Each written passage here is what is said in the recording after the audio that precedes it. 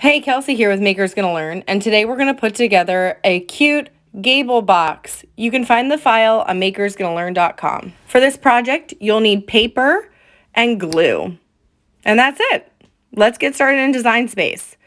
You're going to start by changing your lines to score lines and then attaching it back to the box. I'm going to use a pattern paper, so I'm not going to change anything on my actual box here.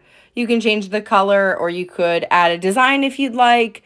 But what I'm going to do is I'm actually just going to type out a name and then use the offset feature, which is available on the desktop version of Design Space. And I'm going to offset it once. So the font that I'm using here is Indigo. It is on makersgonnalearn.com. I love this font.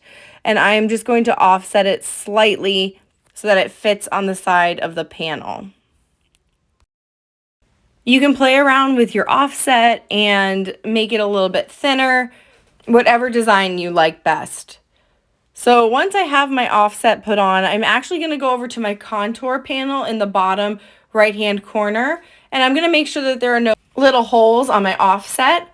So we're just going to go ahead and hit contour, and then as you see, there are little cuts here, so I'm just hiding those. Sometimes with certain fonts, when you offset, it's just slightly off, so you just want to make sure there are no holes, and I'm actually going to do the same with my font. So sometimes when you weld things, there might be little nicks.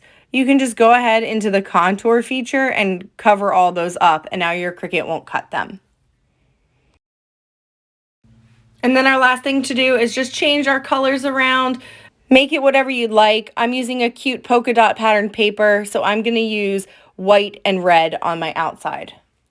So now that I have everything cut, I'm just going to fold in on those score lines. So I'm doing the opposite side of my pattern paper.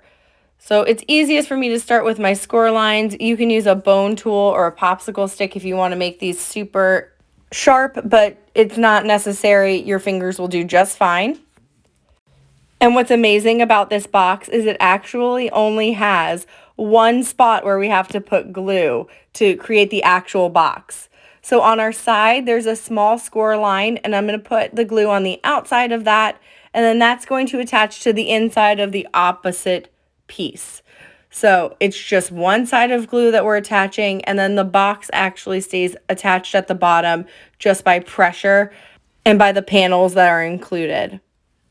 So I'm just going to hold my glue here for a few seconds. My glue dries relatively quickly, so I don't have to hold it for too long. But you can also use tape or hot glue here if you'd like to. Now for the bottom, it's the easy part. You're going to start by folding in that U-shaped piece, the longer piece, then the two side pieces, and then the one with the flap goes in between the two, and then you'll just push down on the bottom from the inside. For our top piece, it's just as easy. We are going to fold in the top. There's a second score line, so it's almost like they're folded in half on the top pieces.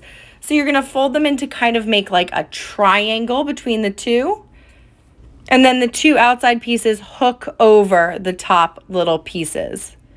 Now we can attach our name to the front. How cute is that little gift box? So I'm using my craft glue again, but you could use foam squares if you wanted to give a little bit of depth to this. And I'm just going over all my letters, and I'm going to center it onto that offset. Now to attach to my box, I'm using craft glue again, but it is up to you. And there you go. You have a perfect Gable box. Thanks for watching, and I'll see you in the next video.